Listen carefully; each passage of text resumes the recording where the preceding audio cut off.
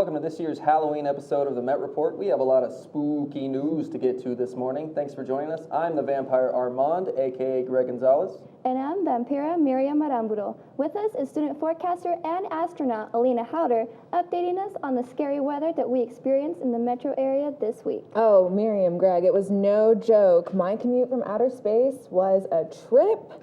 But for you guys, y'all might want to stay inside because it's looking nice out, particularly sunny. Let's check it out at the Chroma. So as you can see, it looks like we're having a tropical depression along the Gulf Coast. Fortunately, that does not affect us here in our lovely state of Colorado. Looking at the national weather radar, we're gonna skip over that for a second. Today's high is looking at 60 degrees. Like I said, those vampires are gonna have to stay inside because it's looking bright and sunny out there. Winds are coming in at 4 miles per hour. The vampires can come out tonight though because it is 36 and clear. You're gonna be able to see that moon, so hopefully no werewolves are out tonight. We also have coming up, we are gonna have a change in the weather the beginning of next week. Unfortunately, snow is returning, and we're gonna look into your 7-day forecast, so don't go away. On Wednesday, Mayor Michael Hancock participated in a town hall in St. Cajetan's Cathedral. The mayor took questions from the audience and covered a variety of topics, including affordable housing, homelessness, and the cost of higher education. On Tuesday at the Town Hall, Mayor Michael B. Hancock discussed issues relevant to college students, such as the rising cost of education and Proposition CC. You know, I spent a lot of time on Rary campus during the campaign, and I listened to the students talk about a lot of issues and opportunities that they, are important to them. And as we do these basic town hall meetings, not your basic town hall meeting rather, we wanted to come back to where the students felt relaxed in their environment, have a very thoughtful conversation with them. Listen, the reality is that over the last 30 years, the cost of higher education has shifted dramatically from the state subsidizing it heavily and less cost to the individual to more of the individual have to pay for their costs because of lack of investment in higher education. What Proposition CC gives us an opportunity to do is to begin to shift that balance back and to create a more equitable opportunity for students who are in school today and going forward to be able to afford college and higher education. And that's critically important for our future. Listen, you've got 125 acres, 45,000 students right here. This is our future. It's an intellectual think tank, and it gives us a chance to come in and tap really the reservoir of interests of young people today. The same folks are going to be leading this city in just a few short years and certainly making up a huge percentage of our workforce. And so it's important for us to come here to hear them, to hear their thoughts, what's important to them, because we govern and we govern as representatives of them as well. So it's important to hear their thoughts. For the Met Report, Corey O'Leary. At the beginning and end of each day, MSU Denver is a commuter school, with many students and teachers relying heavily on the RTD. But the recent shortage of train drivers has left many passengers feeling a bit stood up. The RTD train service has been set back by labor shortages. Train operators have not been easy to recruit or retain. As a result, many trains have been late, rescheduled, or altogether canceled. On October 22nd, RTD officials proposed reducing services in response to the labor shortage. As of now, the RTD is insisting on public feedback before making this change. The issue will continue to evolve until a November 12th committee meeting where the changes will be formally decided upon. After only being open for a couple months, this food truck has made waves in the Denver metro area. Yekta Eskandari has the continuing story of Juan's Wonton success.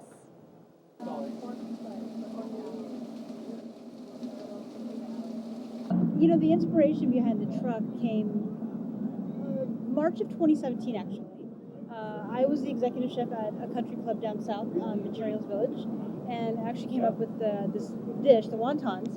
We put it on our menu, and the first time I tried it, I thought, oh my gosh, this has totally got to be something. And that something sparked a food revolution, one that has the truck selling out of their beloved product in under 2 hours. And growing up with this kind of cuisine, it was always, my whole family is it just revolves around food, and my whole family, a bunch of restaurateurs around Denver, grew up in the restaurant business. I remember making dumplings with my grandma when I was little. Just a lot of different factors, and it all just kind of came together. For Penelope, family is everything. From making dumplings with her grandmother when she was younger to now owning a food truck with her husband, Rob. Every day is different, thankfully and unfortunately. There are a lot of expectations, I think, on my end that he thinks is really unrealistic. Maybe being in the kitchen or on the truck, it's a little different story, but he's, it's interesting, it's fun. It definitely, it's gotten us closer, that's for sure, because we've seen both of each other's just worst side ever. But it's been fantastic so far. With all her experience through the years, one aspect of her passion remains the same. I can't ever honestly recall a childhood memory that doesn't involve food. Food's always been my go-to. It's always been my comfort. It's always been my venue. It's kind of what drives me. And I mean, it's crazy because in my phone I've got just so many pages of notes of just like, I'll be driving along and I'll have a menu item in my head, like, oh God, we got to try that. And I'll pull over and I'll type it in. I love food. I love food and cuisine and ethnicity, and just anything that reminds me of a childhood. For the Met Report, Yekta Eskandari. National Coming Out Day was celebrated on October 11th this year, and it was the 31st celebration of Coming Out Day. Displaying the perseverance of the LGBTQ community, reporter Corey O'Leary talked to an MSU Denver student about their personal coming out story and the continued impact this day has. LaShawn Mosley is a veteran, psych major, and honors student at MSU Denver, and their story is unique, but familiar to many others in the LGBTQ community. My story was about the time I came out with my mother. Mine was really interesting because I was going to boot camp at the same time. It was like the day I was shipping out, I was having this really huge confrontation with my mom. It was kind of hurtful because I told her, I was like, I can leave and not come back because I don't have a choice. I'm making the ultimate sacrifice for my country. Or I can leave and not come back just because you guys don't want me here. So it was really one of those heartfelt moments where it was like a realization for her and a christening for me of coming into my adulthood and just speaking my mind about how I felt, really. So it was especially important for me mainly because of the secure attachment I have with my mom. We're very close, it's immediate family and, pretty much all we got. But it was really important for me, especially being the time that I was leaving and again, that situation where I didn't have to come home, it would have been heartbreaking because being in the military, the only support system you have really is family or spouse or whatever the case may be. So not having that support system initially, being that young, 19 years old, making a very huge life-changing decision like that, it was really important for me. It's extremely critical at that time that I shared that experience with her. Yeah, she was really initially, I guess, hesitant to accept it. I think that initial hesitance was from her past experiences of what she understood about the LGBTQ community. Again, she's a different generation than I am, so their world is very different from ours today. So it's all learning and teaching and talking. You don't want to be walking around and have those microaggressions, those constant experiences of discrimination and negativity in your life, because all that can really take a toll on you psychologically. So it's important to just establish that foundation so people know who you are, how to address you, and just keep boundaries and respect present. For the Met Report, Corey O'Leary. The 13th floor offers haunted house horrors like you've never seen before. Nicki Minaj retires and ties the knot. From starships to the Astros, Houston, we have a World Series.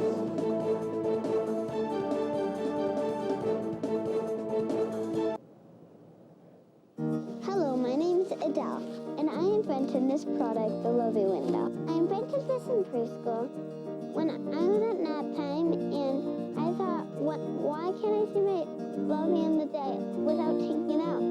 So I could see my Lovey the entire day. If you have a normal backpack, I can't see my Lovey, I can't hear my Lovey, I can't play with my Lovey, and that Lovey can't see me, can't hear me, feel it. But if they have this, they can see you and have more light and not be scared.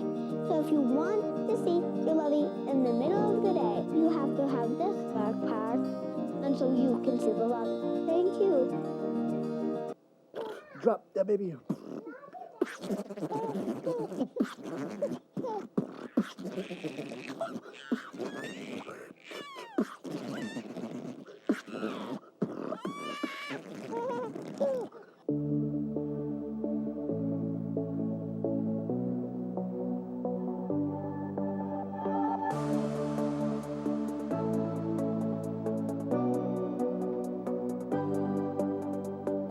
Thanks for staying with us. As Halloween approaches, there's lots of festive activities happening both on campus and off.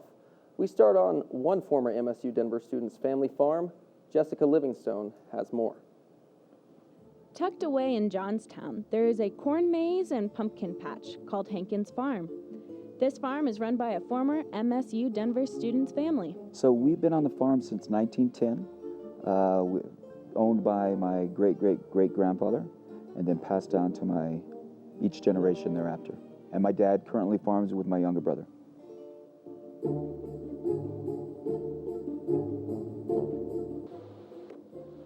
So the pumpkin patch was started 6 years ago.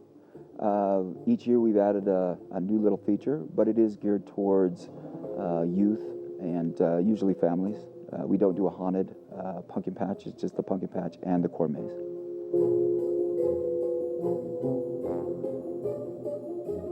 Yeah, during the day we're open from 11 to 5 on Saturday and 12 to 5 on Sunday, and that allows us to get people through that enjoy the beautiful weather.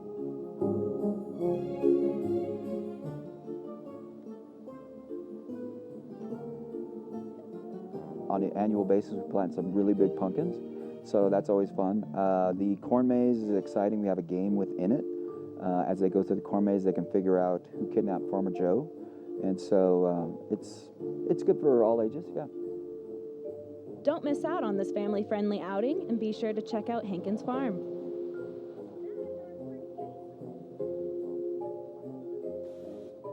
For the Met Report, I'm Jessica Livingstone.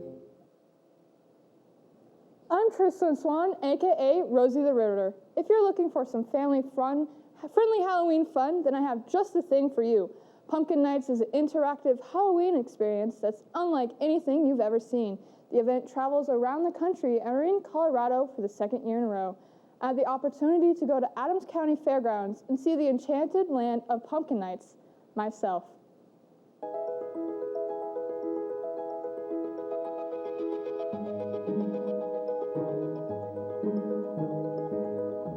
Pumpkin Nights is just an enchanted world of all things pumpkins. It's an event for the whole family, date night, friends night, whatever you want to make it to be, it can be for you.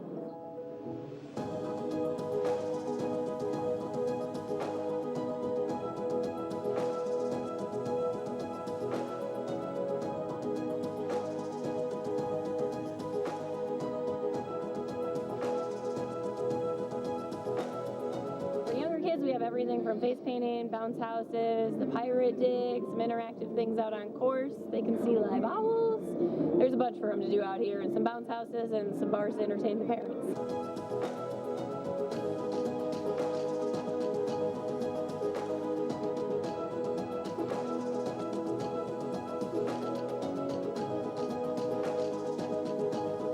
We have well over 3,000 pumpkins carved from people nationwide and locally as well, and we have a live pumpkin carver on site too.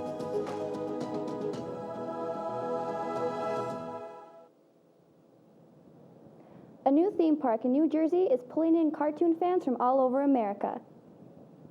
Located in the American Dream Mall in New Jersey, the Nickelodeon Universe theme park is the largest indoor park in North America. It features 33 attractions and roller coasters.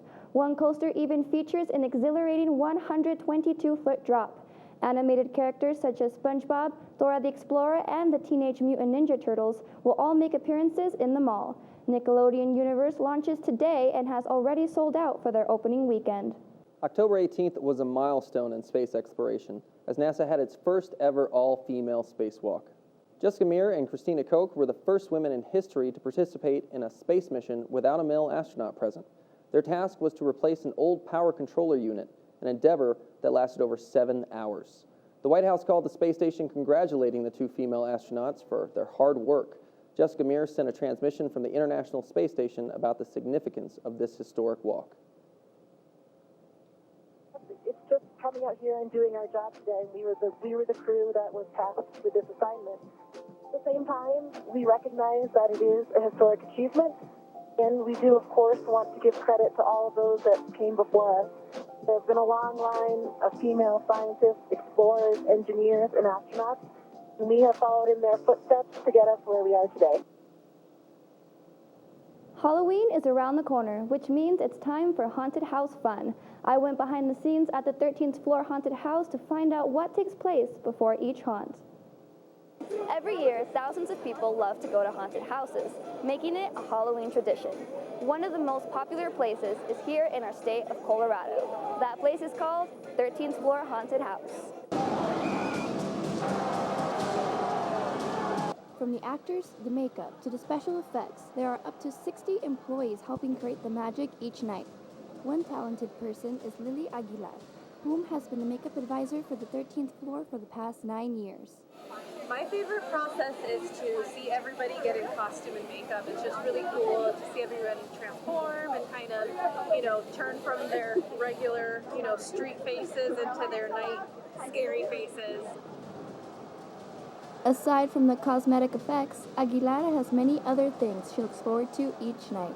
There's various reasons to be scared, but also various reasons to be brave and come and face those fears, because at the end of the day, people will realize that they're actually having more fun than they are being actually scared. It's almost like the fear of going on a roller coaster, but when you actually go down, you realize that you're having a lot of fun. If you think you have what it takes to survive, head on over before its doors close for another year. For the Met Report, Miriam, Arumburo. That 13th floor haunted house sure looked spooky, but you know what else is spooky? The weather that we're going to be having this week. So let's check out our temperatures. As you can see down in Miami, it's looking pretty nice. I wish I was there right now. The temperatures cool down a little bit, especially as we go into Denver. It's looking at about 57 degrees. Let's look at Colorado. It's looking really low in Trinidad, but as you go up more north in Centennial, DIA, it goes up to 54 degrees, 57. In the high country, it's looking a little cooler. Our future forecast for Friday, it looks like we are going to be experiencing some wind chills. You can see that storm, that bad boy is going to be coming in soon. But fortunately for us, today and tomorrow is looking really nice. It's 69 degrees, really sunny. Can't wait for that. Our 7-day forecast, it's looking, as I said, really nice on Saturday, but temperatures drop drastically coming Sunday, Monday, Tuesday. So if you're commuting, make sure you wear a warm jacket and get all your car parts ready for, if you're driving on I-25, you don't want to get stuck out in the snow. Temperatures will pick up Tuesday and Wednesday. Thursday is Halloween. It's looking pretty nice. If you're going to go out and dress up in costumes, I would definitely say wear a jacket, maybe make your costume a little bigger so that you can layer up. On Friday, it's going to be pretty sunny as well, so good for those of you going out. If you want to, recover, you can recover inside or outside with those temperatures. And then our temperatures on Friday look to be pretty great. So have a happy Halloween, y'all.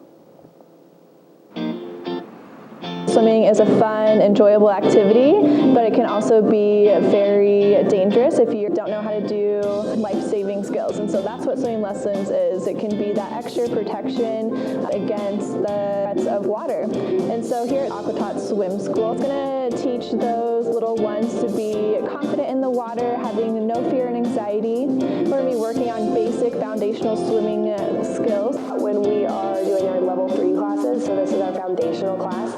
So they will do some jumping in, turning around, and finding a wall. Swimming year-round helps the kids retain all of their swim skills that they're learned throughout their swimming lessons. So if they're swimming year-round, they are able to keep making that progress without having to track back if they're coming out and going back in.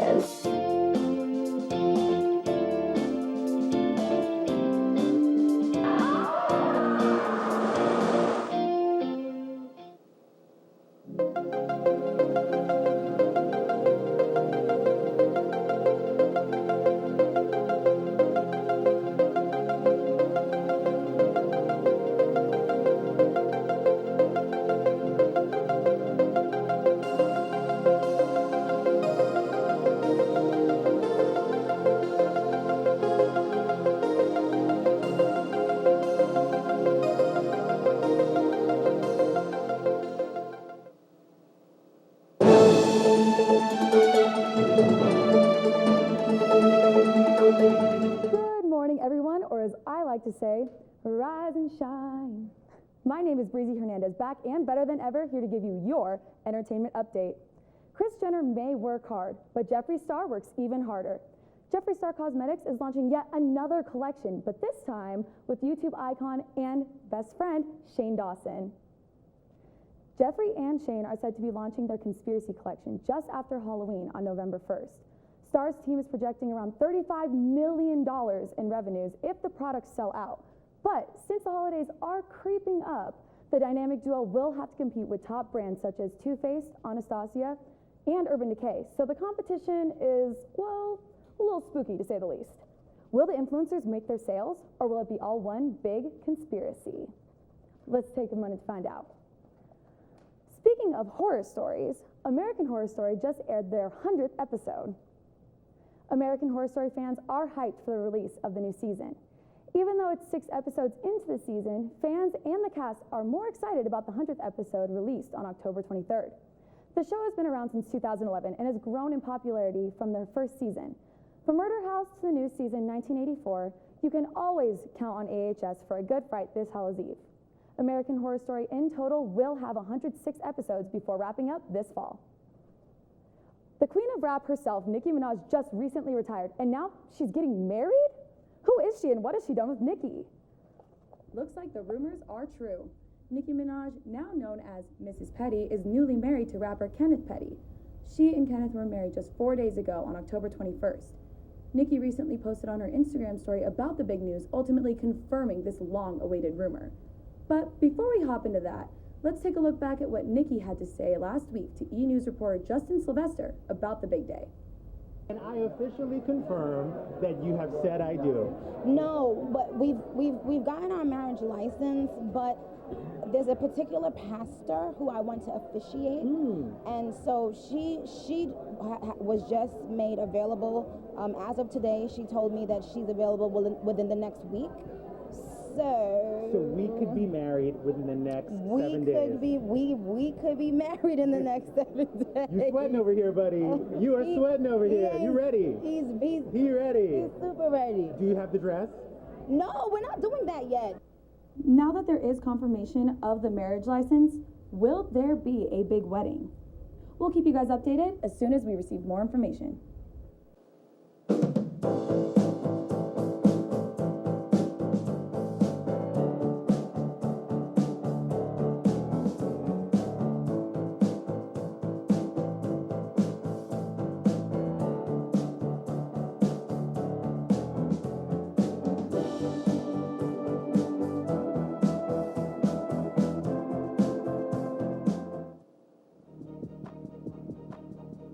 Whether it's local news or world news, the Met Report delivers. Along with politics, sports, entertainment, and weather, our Student Emmy Award-winning newscast features only the best. Tune in live to the Met Report every Friday at 12:30 p.m. on Campus Channel 20, Comcast Channel 58, or mymetmedia.com.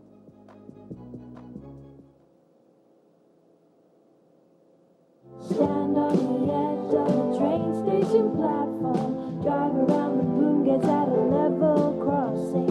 Run across the tracks between the platforms.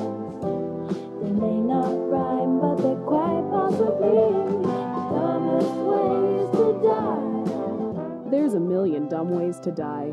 Don't let it be around buses and trains. Be safe around buses and trains. A message from RTD. So many dumb ways to die.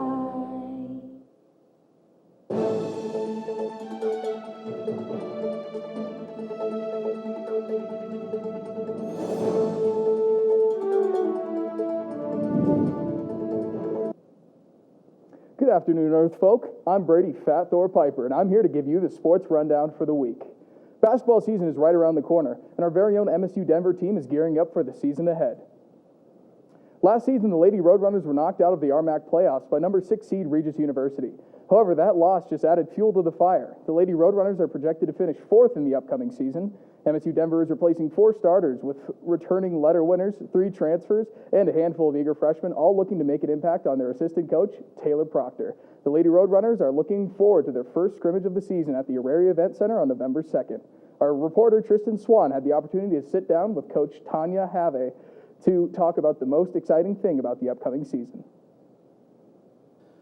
Well, we're a new team, not necessarily young, but new, and we have some youth, but it's a brand new team, losing 4 starters, that we get to play basketball again. You know, you've been all summer and you're looking about recruiting and you're not as much in the gym, but it's really great to be back in the gym teaching, and that's why we all coach. So it's good to be back in the gym working with our players. That's exciting. And now we've been practicing for about 2 weeks. The next exciting thing will be that we get to start games. In the MLB, a walk-off home run in Game 7 of the ALCS takes the Houston Astros to the World Series. The season has led up to this moment. The Astros look to take home the championship once again, behind the arm of Justin Verlander and the bats of Jose Altuve and Alex Bregman. Meanwhile, the Washington Nationals are making the first World Series appearance in franchise history. Despite some early season woes, the Nats look stronger than ever. They post a power-loaded lineup, dominant pitching core centered around future Hall of Famer Max Scherzer. Game 3 kicks off tonight at 6:07, marking the first World Series to be played in D.C. The Nationals lead the series 2-0. As the NBA season begins, there's a lot of buzz surrounding the Denver Nuggets. Ahead of their home opener tonight, our very own Trevor Blatnick has the story to believe why you should believe the hype.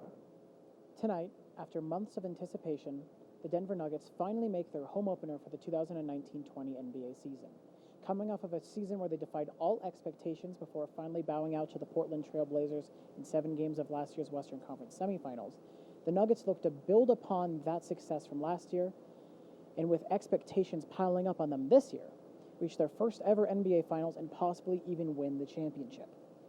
Today, I sat down with a Nuggets season ticket holder to see what he thought about the upcoming season. This season, I'm really excited for the additions of Jeremy Grant and Michael Porter Jr. I think they'll add a lot to the team in terms of depth. I think they might even have a chance here to make a big trade, maybe trade for someone like Bradley Beal or like Kevin Love, and that'll be a good addition.